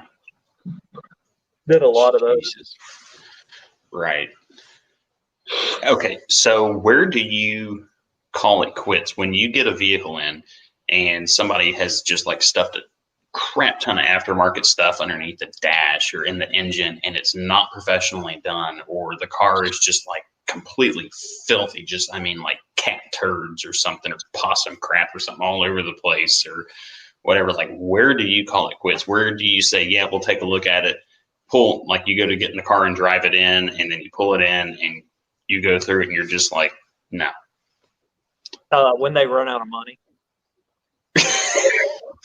I mean, I'll work on anything. But if I get a bad feeling about something, like Lindsay's right, if I get a bad feeling, usually I'm right and the customer doesn't want to pay. We kind of have our methods to feel them out to see where they're at. Right. If they're not like if they're giving me money, I'm going to keep working on it until they quit giving me money. Right. And see, I kind of do the same thing, but like whenever like we have like a no start, no crank condition, or no crank, no start condition or something like that, and I see they have like aftermarket, just all kinds of stuff. Like I don't mind doing diagnostics. I mean, I'm decent at it. I'm pretty good at it, but it comes down to the point to where it's like, you have like these aftermarket key fobs and you have like an aftermarket remote start crammed in here, and it's some company from China or something. I'm just like, no, just take it somewhere else. I don't have time to deal with this. I'll move on to the next job, especially if I'm busy. Like if I'm backed up and don't have anything else to do, I might get into it. But I mean, I got money that can be made elsewhere that's going to pay way better and not hold me up for as long. Yeah, Tarek's right. A lot of the owners on the Euros are douchey.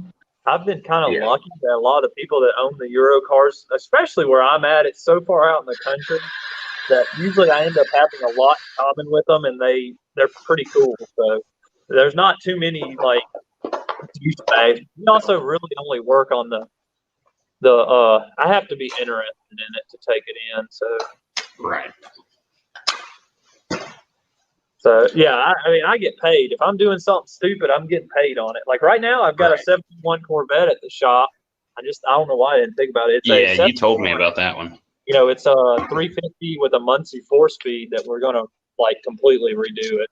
The rust bucket. Yeah, it actually is going to turn over. I think it's going to work. So I'd do it by hand if you could to start with. Turn it over by hand. It over and it was going fine. Like it Was just it? just rotating around. I mean, I think when you turn the key on, the horn comes on.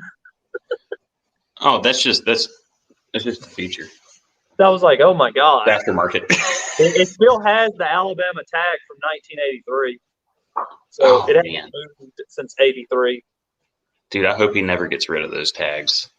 I know that's pretty cool. Just, Still got the emissions thing from like '78 on the window from Florida. Emissions from '78. Yeah, they were just like, if it's not on fire or spewing out like hydrogen sulfide, you're good.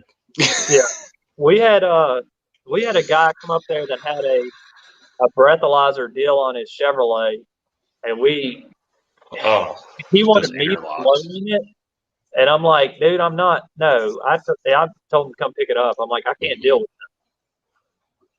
Like I have actually had some hose that's cut to where I can blow into the tube without having to put my mouth directly on those. But the problem is I've had customers come in with those interlocks and then like trying to call the company. They're like, well, you have to get in the car and they'll look on, they have the little cameras over there on the passenger side on the window that'll look in at the driver so they can see if somebody else blew in it. And they'll want to verify, and then you have to like email them an invoice or some type of estimate showing that you're actually working on the car with an official letterhead of the shop. I'm just like, the guy didn't have the money to go through the extra effort. Right. Blake, we're going to do new carb intake, HEI. We're getting rid of the points. Like points are for losers. We're going to points is for the NBA. Yeah, we're getting rid of the points. It's just not worth it. This day and age, people don't everybody's so used to being able to jump in their car and just go and not have to worry about it that we're just going to. The dude would probably forget about it and bring it back saying it's not running, a bunch of stupid crap. So we're just going to get rid of it and put GI on it and like a Edelbrock distributor. Yeah, the breathalyzer is stupid. Like everything would set it up. So are you paying attention to the time? Because normally you're off by now. Yeah, I'm about to get out of here in a minute. I'm just a lot of people are saying a lot of stuff. Yeah. I'd personally put an LS motor and get rid of the 350. I tried to convince him, but he thinks it's worth more money, numbers matching, and I'm just like, Like he says he doesn't want to sell it, he wants to keep it. I'm like, dude, let's get a 5.3 with a cam. That thing's gonna make 400 horsepower. Well, why doesn't he put that in there? Keep the old engine and then just have you guys rebuild the old one. He can keep it, and if he ever wants to sell a car, just put the old one in it to have numbers matching. It's that important. I mean, he wouldn't even have to pay for it all up front. I mean, he could just keep it there or something like that. When you just pay little by little, and whenever the money's all there, just build it. Do like a layaway with it. He's so obsessed with it. He's kind of an obsessive dude. So he's old. Which, I mean, there's nothing wrong with that when it comes to your car. Everybody's their own way, and I got to respect that. If somebody's super obsessive about that, I don't think he understands the concept either. That how much more power an LS will make. Like he does. He thinks that 350. Like it's still got on the air cleaner like 270 horse. Like man, let's really shake the ground. Jesus Christ, 270 horse, dude. I mean, dude, I think that actually makes more than my freaking Eco diesel. Wait, look, man, does it? I don't know. You're definitely not going to make an old V8 run cheaper than an LS. There's a reason everyone's putting LS motors in everything. Dude, you can get an LS motor from a junkyard for probably like $300 and put another 600 to 700 in it and just like romp. I mean, Well, he also has at my shop right now. He has a '08 Silverado that's been wrecked that he wants me to take the 5.3 out of. So he owns an LS motor. That's the kicker is, and I kept trying to tell him how cool it'd be to throw that 5.3 into that, and it's an aluminum 5.3 into that Corvette. You know, get fuel injection because you got the whole computer system and everything. Right. Okay, Tarek says, I have my grandpa's first new car, 63 Impala convertible with a 327. No way am I keeping in it, but it's a number motor, so I'll hold on to it. Yeah, Tarek, like if you ever decide to get rid of it, like throw that original motor back in. Yeah, Or 5.3 talk with the maybe buyer. 275 stock, but it doesn't take anything to really eat it. A cam is like you're putting well over 300 to the ground. Right. Like well over 300. And you throw some heads on there too, like some freaking LS6 heads and the things, you know, you're well over 400 at that point. Like it, and then fuel injection, ignition coils, like, dude. It also depends on just, which heads you get because the rectangle port versus cathedral port, like, you know, what's going to provide the most flow for the lot. They're so good. Like there's just nothing bad about it. Oh, we got Lindsay's like, what car? My granddad has a 59 Thunderbird that I got to go pick up. Oh. Yeah, we're going to get rid of the AFM, obviously. Walter's talking about the active crap. It like kills cylinders and all. Yeah. The active fuel management crap. That is garbage. Yeah, the parts are so cheap for LS motors. Not to mention, if he wanted to get crazy, like you could make not very difficult to make 700-800 horsepower with a turbo really easy with it. Like that old 350 would just blow to pieces if you tried to do something like that. Right. Which is why I'm primarily a diesel guy, dude. I love 24 valve Cummins common rail, the 5.9s, and I like the older 12, the 12 valve P pump 5.9s. You put a freaking A pump on that, the agricultural pump, dude. Crank that screw all the way in, do some minor modifications, some supporting mods, dude. I mean, I don't know. The only thing that stinks about them though is with diesels, like everything's expensive. Like the freaking injector's like $600. Oh yeah. Aftermarket. But with if you have like the last time I was at the track, there was a dude with a Cummins. It was like a 2011, I think. You know, Ram 250 or 2500, and all he had was a tune and injectors and was running 11s. Yeah, my 04 Ram, it was a 5.9 24 valve common rail. I was trying to, I think it's got the CP, it had the CP3 injection pump on it. It was, but it had custom internals, and the CP3 had a built transmission. It was Fire Pump Diesel out of Ohio that built the transmission. I actually bought it in that condition. It was bought, not built, unfortunately. But I mean, it was quick, but it was a dually too, and it was a long bed, 4-door. So I mean, it was a nice truck, but I had an issue with the temperature going over midway, and it was just like nothing I could do about it. Yeah, it did whatever it wanted to. It had a ton of electrical issues. The FICM was all just jacked up. So I was just, I ended up selling it. I literally sold the thing for like $12,000. Yeah, Tarek's right. Boost on stock internals. Yeah, all you need on an LS to boost is valve springs and cam. That's it. And if you want to go crazier than 700, gap the piston rings. I mean, there's not a lot you got to do with those things. And they will I would upgrade the oil pump, but other than that, there's not a lot you really need to do with them. I mean, you could even scream. Yeah, you could even run like a meth injection kit on it too, if you wanted to get crazy. Yeah, if you don't have enough fuel. I saw a dude on YouTube, I can't remember what channel it was, but he was running his on E85, and he took like a shower head adapter and put 3 Walbro fuel pumps and just set them in his gas tank.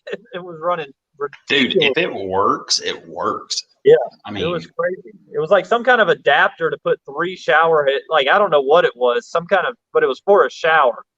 And he called it the Squid, but it had these 3 pumps just hanging, like no brackets or nothing, and just threw them in the tank and was running, that truck made. He had it in Colorado. It made over 1,000 horsepower, but it was a There's 6-liter. no way he was dailying that. No. No way. No, but he drove it around a bunch and did a bunch of burnouts in it. And I think it ran 9. Then he made a Mustang that had a 4.8, same sort of setup, cam, valve springs, and he got that thing to run 8s in a Mustang, Jesus. and just what the hell was he, dude? I want to know how he got all that power to the ground. I mean, it was a pretty well built chassis. It had it had an anti-roll bar in the back, and slicks and all that crap. Right. I mean, you can do that. I just wish there was like, okay, like just for example, I had back in like years ago, like 2006, 7-ish, I think it was a 97 or 98 Eagle Talon TSI all-wheel drive, with the 4G63 in it turbo. Yeah, I think it was a 90 or 91 Eagle Talon back in the day. Right. The Eclipse's Talon, same thing, but mine was putting down about 480 to the ground, and I got it from a dude from Fort Polk, and turns out he had a bad tune on it. So I went down to this guy named Corey Willis down in Sulphur, Louisiana, which if anybody's in the diesel world, you know who Corey Willis is. I'm good friends with him. He's one of the best tuners for diesels that has, ever walked this planet. The dude is filthy rich because of it.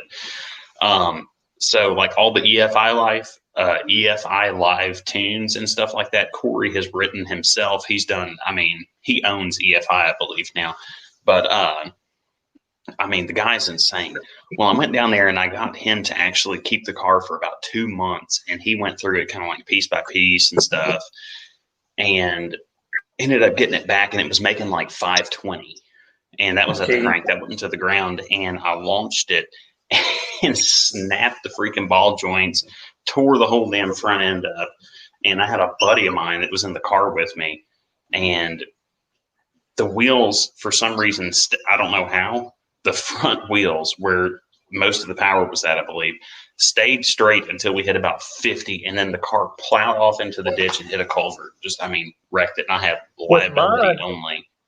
Yeah, mine, I had, it was all-wheel drive turbo, and at the track, I pulled the clutch and flywheel off the engine. It, ripped the bolts out of the engine.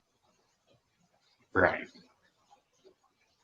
I'm getting some babies. Okay, I think it's time to go. She's talking cows. I got to get out of here. All right. I'm going to see you guys later. I'm going to try to make some videos this week. I didn't get any time to last week. I was so freaking busy, but I'm going to try to this week. Some pics. Yeah, thanks. You can make some videos. Yeah. All right, man. I'll see you guys later. Y'all have a good one. Yeah. Later, guys.